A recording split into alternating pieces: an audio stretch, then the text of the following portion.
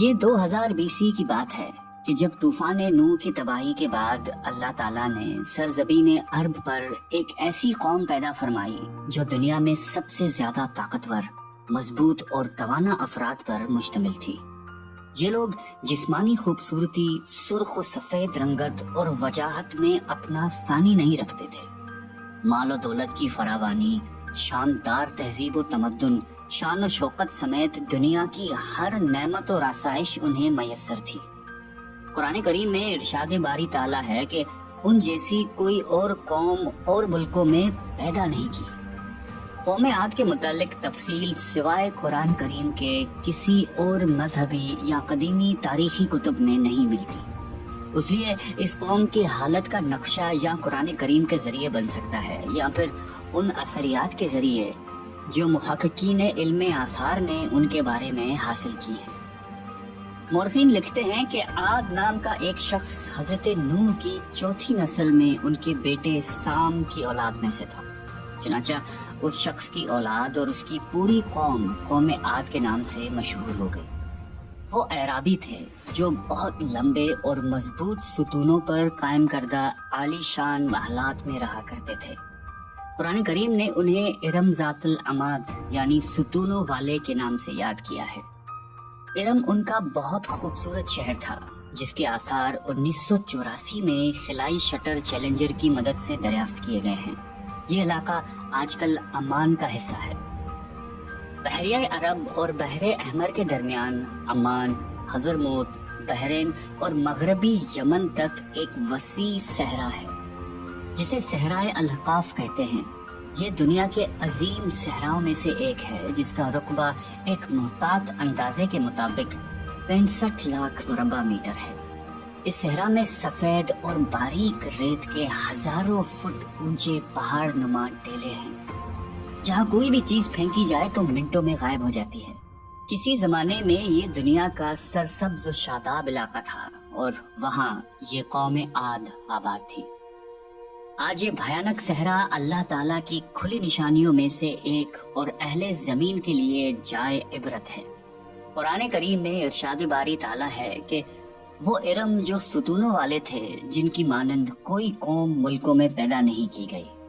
بعض مفسرین نے لکھا ہے کہ ارم عاد کے دادا کا نام تھا جیسا کہ ان کے شجرہ نسب میں بیان کیا گیا تھا۔ ڈاکٹر اسرار احمد تحریر فرماتے ہیں کہ عام مورخین کا خیال ہے کہ ارم قوم عاد کے شاہی خاندان کا لقب تھا۔ حالیہ دور میں ایک شہر کے جو زیر زمین آثار دریافت ہوئے ہیں ان سے پتہ چلتا ہے کہ اس شہر کے فصیل پر 30 ستون یا مینار بنائے گئے تھے۔ کہا جاتا ہے کہ یہ شہر شداد نے خصوصی اہتمام کے ساتھ بسایا تھا جو اس قوم کا بہت بڑا بادشاہ تھا۔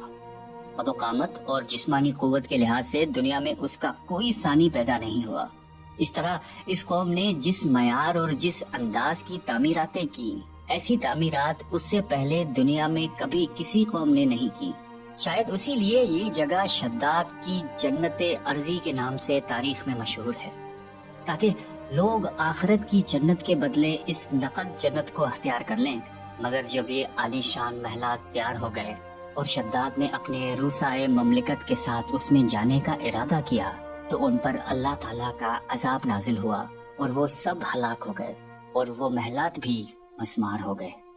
اس اعتبار سے اس آیت میں قوم عاد پر آئی ایک خاص عذاب کا ذکر ہوا ہے جو شداد بن عاد اور اس کی بنائی ہوئی جنت پر نازل ہوا۔ ایک اور روایت کے مطابق عاد کے بیٹے شداد نے جب جنت کے نام اور خصوصیات سے متعلق سنا تو اس نے زمین پر ایسی ہی جنت بنانے کا ارادہ کیا اور عدن کے کسی صحرا میں تعمیرات کا کام شروع کر دیا اور مسلسل 300 برس کی شب و روز کی محنت کے بعد دنیا میں ایک خوبصورت جنت بنا دی جس میں شاندار محلات بھی تھے اور نہریں اور آبشار بھی۔ شداد کی عمر 900 سال ہو چکی تھی۔ ایک دن اس نے قوم عاد کے لوگوں کو جنت کے دیدار کی دعوت دی۔ وقت مقررہ پر وہ اپنے لوگوں کے ساتھ جنت کی جانب روانہ ہوا۔ ابھی شہر ارم کے عالی شان دروازے کے قریب ہی پہنچا تھا کہ رب ذوالجلال کے عذاب نے آ گھیرا۔ یوں شداد اپنی جنت کے ساتھ زمین میں ہی زندہ دفن ہو گیا۔ طوفان نوح کے بعد قوم عاد ہی وہ پہلی قوم تھی جو بتوں کے پجاری بنے۔ علامہ جلال الدین سیوطی اپنی تفسیر میں تحریر کرتے ہیں کہ قوم عاد نہایتی زوراور اور بہادر قوم تھی۔ وہ سب بت پرست تھے۔ مختلف کتب میں ان کے بتوں کے مختلف نام بیان کیے گئے ہیں۔ کچھ نے بتوں کے نام صدا، سمود اور ہیرا بتائے ہیں۔ مورخین کی رائے کے مطابق ان کے معبود بھی قوم نوح کی طرح پتھر کے 5 بت یعنی ود، سوا، یغوث، یعوق اور نصر ہی تھے۔ کفر و شرک کے سمندر میں غرق قوم عاد کی بد اعمالیاں جب اپنی انتہا کو پہنچ گئیں تو اللہ تعالیٰ نے انہی کے قوم کے ایک نیک اور صالح بندے کو ان پر پیغمبر بنا کر مبعوث فرمایا۔ حضرت ہود قوم عاد کی سب سے معزز شاخ خلود کے ایک خوبصورت اور وجیح شخص تھے۔ حضرت ہود علیہ السلام نے ان سے کہا کہ بھائیو، ایک اللہ ہی کی عبادت کرو، اس کے سوا کوئی تمہارا معبود نہیں۔ قوم عاد کے سرداروں نے جواب دیا کہ تم ہمیں احمق نظر آتے ہو اور ہماری نظر میں تم جھوٹے ہو۔ حضرت ہود نے کہا کہ میں رب العالمین کا پیغمبر ہوں اور اللہ کا پیغام تم تک پہنچاتا ہوں۔ کہنے لگے تم ہمارے پاس اس لیے آئے ہو کہ ہم اپنے ان معبودوں کو چھوڑ دیں جنہیں ہمارے باپ دادا پوجتے تھے اور صرف ایک اللہ کی عبادت کریں؟ اگر تم سچے ہو تو جس عذاب سے ہمیں ڈراتے ہو وہ لے آؤ۔ حضرت ہود مسلسل 50 برس یا اس سے بھی زیادہ وعظ و نصیحت کرتے رہے۔ کبھی انہیں اللہ کی عطا کردہ نعمتیں یاد دلاتے تو کبھی عذاب الہی سے ڈراتے، کبھی طوفان نوح کی ہولناکیوں کا ذکر فرماتے، لیکن وہ غرور و تکبر میں اندھے اور بہرے بنے رہے۔ انہیں اپنی طاقت پر بڑا گھمنڈ تھا۔ ارشاد باری تعالیٰ ہے کہ قوم عاد ناحق ملک میں غرور کرنے لگی اور کہنے لگی کہ ہم سے بڑھ کر قوت میں کون ہے۔ قوم عاد کے 13 خاندان تھے۔ عمان سے لے کر یمن تک ایک طویل علاقے میں ان کی بستیاں تھیں۔ سرسبز و شاداب کھیت و کھلیان، پھلوں پھولوں سے لدے ہوئے باغات، میٹھے پانی کی بل کھاتی نہریں، خوبصورت آبشاریں اور تندرست و توانا قوی، مضبوط اور قداور جسامتیں، انہی سب نعمتوں نے انہیں شدید گھمنڈ میں مبتلا کر رکھا تھا۔ حضرت ہود علیہ السلام نے اپنی قوم کو راہ راست پر لانے کے لیے بڑی جدوجہد کی، لیکن قوم عاد آپ کو جادوگر اور سحر زدہ شخص خیال کرتے تھے کہ جنہیں ان کے پتھر کے باطل خداؤں نے دیوانہ بنا دیا تھا۔ بالآخر وہ لمحہ بھی آ گیا کہ جب حضرت ہود علیہ السلام نے بارگاہ الہی میں دعا فرمائی کہ اے میرے پروردگار، انہوں نے مجھے جھوٹا کہا ہے، اب تو میری مدد کر۔ فرمایا اے نبی، یہ تھوڑے ہی عرصے میں اپنے کیے پر پچھتانے لگیں گے۔ اللہ تعالیٰ نے اپنے نبی کی دعا قبول فرمائی اور قوم عاد پر عذاب کی ابتدا ہوئی۔ بادلوں کے فرشتے کو حکم ملا کہ اب بارش نہ برسائی جائے۔ چشموں کے فرشتوں کو حکم ملا کہ ان کے چشموں اور آبشاروں کو خشک کر دو۔ دیکھتے ہی دیکھتے شادابی ویرانی میں بدل گئی، مویشی مرنے لگے، پھل اناج ناپید ہو گیا۔ پوری قوم خشک سالی کا شکار ہو کر بدحال و پریشان ہو گئی۔ یہ سلسلہ مسلسل 3 سال چلتا رہا۔ نبی سے قوم کی یہ پریشانی دیکھی نہ جاتی تھی۔ مسلسل واعظ و نصیحت کرتے رہتے اور فرماتے کہ اے میری قوم، اپنے پروردگار سے بخشش مانگو، پھر اس کے آگے توبہ کرو، وہ تم پر آسمان سے مینا برسائے گا اور تمہاری طاقت اور قوت میں اضافہ فرمائے گا۔ کہنے لگے ہود، تم ہمارے پاس کوئی دلیل ظاہر نہیں لائے، ہم صرف تمہارے کہنے سے نہ تو اپنے معبودوں کو چھوڑنے والے ہیں اور نہ تم پر ایمان لانے والے ہیں۔ ہم تو یہ سمجھتے ہیں کہ ہمارے کسی معبود نے تمہیں آسیب زدہ کر کے دیوانہ کر دیا ہے۔ اس زمانے میں یہ دستور تھا کہ قوموں کو جب کوئی مشکل آ گھیرتی تو وہ بیت اللہ شریف جا کر اللہ کے آگے آوازاری کرتے اور ان کی مشکل رفع ہو جاتی۔ یعنی کافر قومیں بھی اس حقیقت کو تسلیم کرتی تھیں کہ اس ارض و سما کے مالک ایک لافانی قوت موجود ہے۔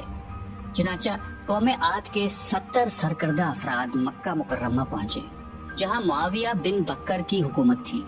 معاویہ کی ماں کا تعلق قوم عاد سے تھا۔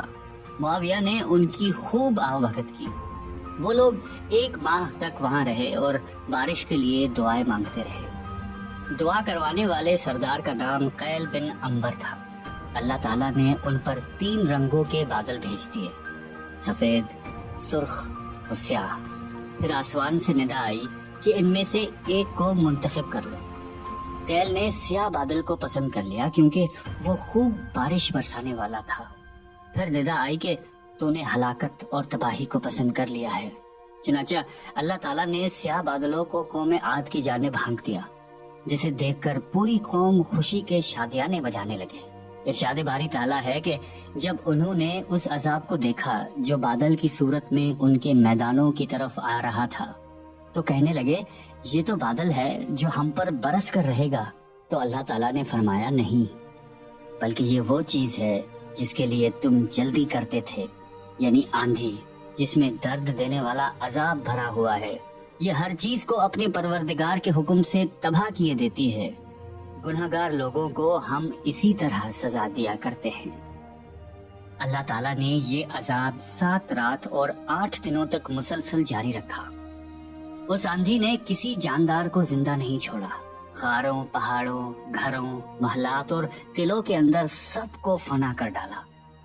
हजरत इब्ने उमर रजी अल्लाह ताला अन्हु से मरवी है कि आप अलैहिस्सलाम ने फरमाया कि वो आंधी जिसके जरिए कौम आद हलाक हो गई थी, अल्लाह ताला ने उनके ऊपर सिर्फ अंगूठी जितनी जगह के मिसल हवा खोली थी। अल्लाह ताला ने उस खौफनाक आंधी से हजरत हूद अलैहिस्सलाम और उनके साथियों को महफूज रखा। एक मर्तबा हजरत आयशा सिद्दीका रजी अल्लाह ताला अन्हा ने आप अलैहिस्सलाम से दरियाफ्त किया कि या रसूल अल्लाह, लोग तो बादल देखकर खुश होते हैं कि अब बारिश होगी, लेकिन आपके चेहरे मुबारक पर तशवीश के आसार नजर आते हैं। आप अलैहिस्सलाम ने फरमाया कि आयशा, इस बात की क्या जमानत है कि इस बादल में अजाब नहीं होगा, जबकि कौम आद हवा के अजाब से हलाक कर दी गई थी। इस कौम ने भी बादल देखकर कहा था कि ये बादल है जो हम पर बारिश बरसाएगा।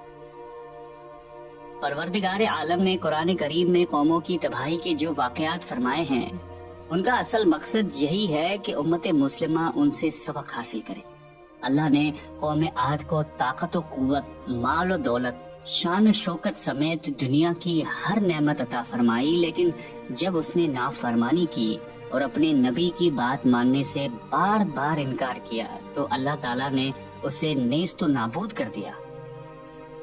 हम सबको भी इनफरादी और इज्तिमाई तौर पर अपने रोजमर्रा के मामलात का जायजा लेते रहना चाहिए कि कहीं हम जानबूझकर या अनजाने में अल्लाह और उसके नबी अलैहिस्सलाम की नाफरमानी के मुर्तकिब तो नहीं हो रहे। आइए हम सब दुआ करते हैं कि अल्लाह ताला हम सबको कल्बे सलीम अता फरमाए और कुरान और हदीस पे चलने की तौफीक अता फरमाए।